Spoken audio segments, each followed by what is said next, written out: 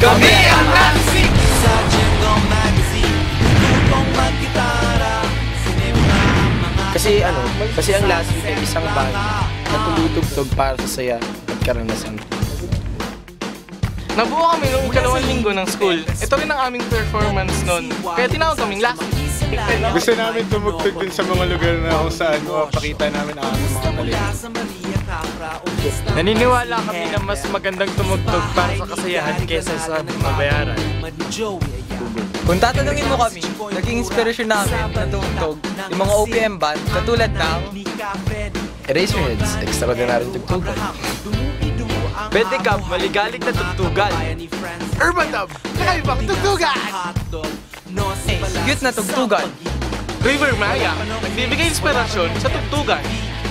Wala pa nung internet, wala pa nung iPod o MP3, wala pa nung cable, wala pa nung cellphone, wala pa rin CD o DVD, meron lang Betamax.